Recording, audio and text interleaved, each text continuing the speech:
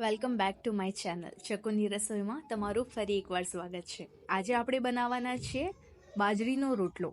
કઈ રીતે બનાવશું, શું પ્રોસેસ છે, કઈ રીતે વણશું, કઈ રીતે એનો લોટ આપણે રેડી કરશું અને કઈ રીતે આપણે ફૂલેલા રોટલા બનાવીશું. આ સ્ટેપ જો ફોલો કરી લેશો ને તો કદી પણ તમારો બાજરીનો રોટલો તૂટશે નહીં. એના માટે આપણે એક તપેલીમાં ગરમ પાણી 1 ગ્લાસ જેટલું ગરમ પાણી લીધું છે. બીજા વાસણમાં આપણે 2 વાટકી જેટલો માપીને બાજરીનો લોટ લીધો છે. હવે આપણે એમાં એડ કરીશું 2 ટીસ્પૂન જેવું મીઠું. સ્વાદ અનુસાર મીઠું આપણે લઈ શકીએ છીએ. એની સાથે આપણે અજમો લેવાનો છે. અજમાને હાથની હથેળીના થ્રુ એને થોડું ક્રશ કરીને પછી એમાં નાખશું. તેનો જે ટેસ્ટ છે ને એ ખૂબ જ સરસ આવશે અને રોટલો પણ ખાવામાં ટેસ્ટી લાગશે. હવે સૂકા લોટને આપણે પ્રોપરલી મિક્સ કરી દઈશું મીઠા અને અજમા સાથે. અને પછી જે આપણે તપેલીમાં ગરમ પાણી મૂક્યું હતું એ અડધો ગ્લાસ જેટલું પાણી આપણે એડ કરવાનું છે. મેં 1 ગ્લાસ ભરીને પાણી એટલે કે ગરમ કર્યું હતું અને 2 વાટકી જેટલું મેં લોટ લીધો છે. એ પ્રમાણે આપણે અડધો ગ્લાસ જેટલું મેં પાણી એની અંદર ઉમેર્યું છે. પાણી ગરમ છે એટલા માટે હું ચમચીની સહાયથી લોટને મિક્સ કરી રહી છું. લોટ આપણો પ્રોપર મિક્સ થઈ જાય એટલે કે આપણે હજી સુધી એને હાથથી બાંધવાનો નથી. ઓનલી ફોર ખાલી ચમચીની સહાયથી જ આપણે એને મિક્સ કરવાનો છે. પ્રોપરલી મિક્સ થઈ જશે એના પછી આપણે અડધી ચમચી જેટલું નહીંતર 1 ચમચી જેટલું તેલ એડ કરવાનું છે. એના કારણે જે આપણો રોટલો છે ને એકદમ ખસ્તા લાગશે, એટલે કે એકદમ બહારથી કુરકુરો અને અંદરથી નરમ થશે. તમે જો ઈચ્છતા હોય તો તમે એડ કરી શકો, નહીંતર તમે આ સ્ટેપને સ્કીપ પણ કરી શકો. આપણો જે લોટ છે એ પ્રોપર મિક્સ થઈ ગયો છે. હવે આપણે 5 મિનિટ જેવું આને ઢાંકીને મૂકી દઈશું, જેના કારણે જે લોટ છે આપણો એ ફૂલી જશે. હવે આપણે જોઈ શકીએ છીએ આપણો લોટ પ્રોપર ફૂલાઈ ગયો છે અને એની અંદર જે લમ્સ પણ હવે નથી રહ્યા. હવે આપણી હાથની હથેળીની મદદથી આપણે જેમ ઘઉંનો લોટ રોટલીનો જે આપણે બાંધીએ છીએ એવી રીતે સ્ટેપ ટુ સ્ટેપ આને આપણે બાંધવાનો છે. હાથની હથેળીની હેલ્પથી આપણે એને મિક્સ કરવાનું છે અને પ્રોપર રોટલીના જેમ આપણે એને તૈયાર કરવાનો છે.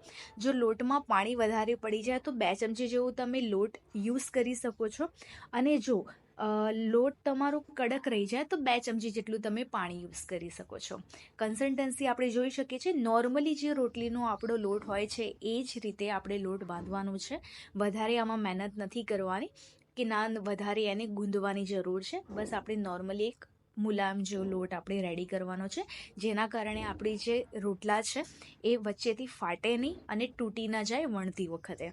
આજે આપણે રોટલો હાથની હથેળીથી વણવાનો નથી, આપણે વેલણથી વણવાનો છે, જેમ આપણે ઘઉંની રોટલી વણીએ છીએ. તો આપણે જે પ્રમાણે લોટ રેડી કર્યો છે જોઈ શકીએ છીએ આપણો લોટ એકદમ તૈયાર થઈ ગયો છે. હવે એક નોર્મલ સાઇઝનો રોટલો બનાવવા માટે મેં નાનું એક સરખો લોટ લઈ લીધો છે મારા હાથમાં અને એને ગૂંધી રહી છું એટલે કે એને હાથમાં મસળી રહી છું, જેના કારણે આપણા જે રોટલો આપણે જ્યારે વણશું ને તો એમાં ક્રેક્સ નહીં આવે અને ઉપાડતી વખતે તૂટશે નહીં. આપણે જોઈ શકીએ છીએ આપણું ગુલ્લું એકદમ રેડી છે. હા, ગુજરાતીમાં આને ગુલ્લું કહેવાય ને. હા, તો ગુલ્લું આપણું એકદમ રેડી છે. હવે હાથની હથેળીથી એટલે કે નીચે હાથ અને એક ઉપર આપણે હાથ રાખશું અને એને પ્રોપર રાઉન્ડ શેપમાં કરીશું, જેના કારણે એની જે કોર્નર્સ છે એ કોર્નરમાં પણ જે ક્રેક્સ છે ને એ ક્રેક્સ ના આવે. હવે સૂકો લોટ થોડો આપણે છાંટીને ધીમે ધીમે વેલણની સહાયતાથી આપણો રોટલો વણવાનો છે. વધારે જાડો પણ નથી વણવાનો, વધારે પતલો પણ નથી વણવાનો. નાનો જ રોટલો આપણે વણી શકીએ છીએ, જેના કારણે આપણે એને હેન્ડલ સારી રીતના કરીશું. કેમ કે જો વધારે મોટો થઈ જશે ને તો ઉપાડતી વખતે તૂટી જશે, નહીંતર શેકતી વખતે તૂટી જશે. તો નાના રોટલા આપણે બનાવીશું, આપણે મમ્મી અને દાદીની જેમ મોટા નહીં. ઓકે, હા. તો હવે આપણે દેખો રોટલો એકદમ સરસ ગોળ વણાઈ ગયો છે. હવે પ્યારથી એટલે કે એકદમ ધીમે રહીને એને આપણે ઉઠાવીને આપણી જે તવી ગરમ કરી છે એની ઉપર આપણે ટ્રાન્સફર કરી દઈશું. ધીમી આંચના ઉપર આપણે રોટલાને ચડવા દેવાનો છે, જેના કારણે આપણો રોટલો અંદરથી કાચો ન રહી જાય. હવે ધીમે ધીમે એક સાઈડનું પડ આપણે એને ચડવા દઈશું અને એટલામાં આપણે બીજા એક રોટલાની તૈયારી કરીશું.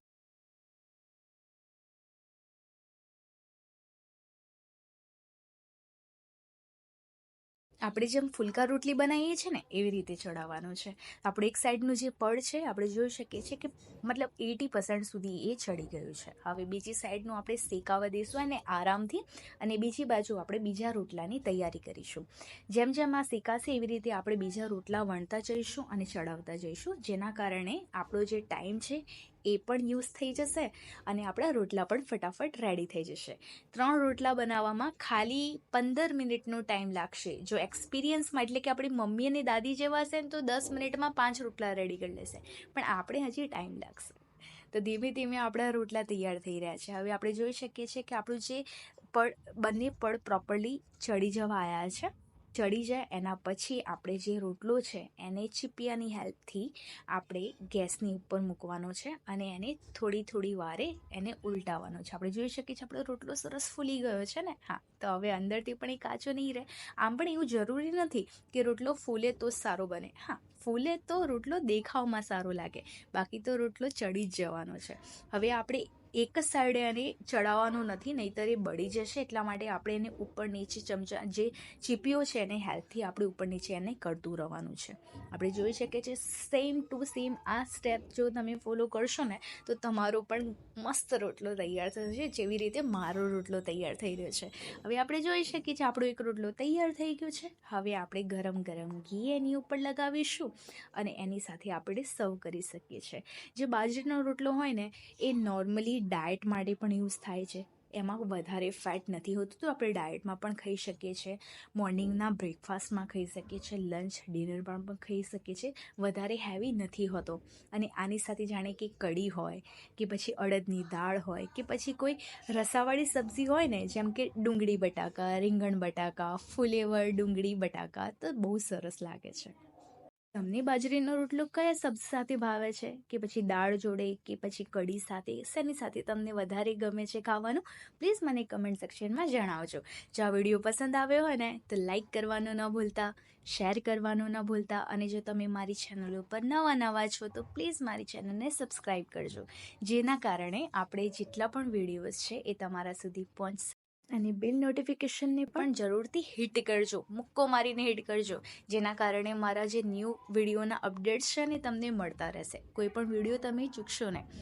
મારો જે એક રોટલો હતો રેડી થઈ ગયો છે, બીજો રોટલો પણ હું રેડી કરી રહી છું. આવી રીતે ધીમે હું બધા રોટલાને તૈયાર કરી દઈશ.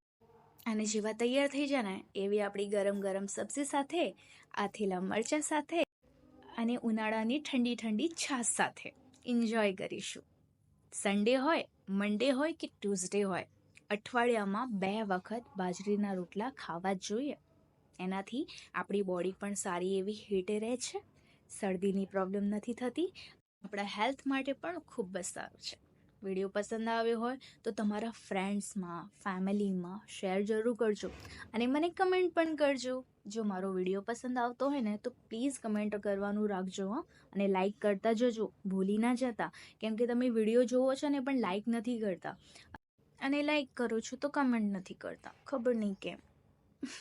વાંધો નહીં, તમને ગમે તો જ લાઈક કરજો અને ગમે તો સબસ્ક્રાઈબ કરજો. આપણે એવું કાંઈ નથી. હા, પણ ન્યૂ જેટલા પણ વિડીયોઝ મારા આવે છે ને એ જોવાનું ખાલી ભૂલતા નહીં. તમારી સાથે તો હું પણ શીખું છું આજકાલ રસોઈ કરતા, અને તમે પણ શીખી રહ્યા છો મારી સાથે. આપણે બધા એક જ સરખા છીએ. જો આપણો આ રોટલો વાતોમાં થોડો બળી ગયો, પણ વાંધો નહીં, ખાવામાં સારું જ લાગશે. કેમ કે ઘણી વખત એવું થતું હતું ને કે જ્યારે મારી મમ્મી રોટલો બનાવતી હતી ને તો હું એમ જ કહેતી હતી કે મમ્મી થોડો એને કડક કરજે, લાલ કરજે ને થોડો બાળી દેજે, કેમ કે બાળ્યા પછી જે રોટલાનો ટેસ્ટ છે ને ઘી સાથે અને ગોળ સાથે એટલું સરસ લાગે છે ને, કહેવાય ને લાઈક કમ્ફર્ટ ફૂડ. હા, જો તમે અમારો વિડીયો જોઈ રહ્યા છો ને તો તમને બાજરીનો રોટલો, ગોળ અને ઘી ખાવાનું પસંદ છે? જો પસંદ હોય ને તો કમેન્ટમાં જણાવજો, મને પણ ખૂબ સરસ ભાવે છે. એક કહેવાય ને એકદમ આપણું કમ્ફર્ટ ફૂડ તૈયાર છે. હવે આપણે ગરમ આને પીરસીશું અને આરામથી ટીવી જોતા આપણે જમીશું. Thank you so much. મળીએ નેક્સ્ટ વિડીયોમાં. ત્યાં સુધી તમારું ધ્યાન રાખજો. Bye by.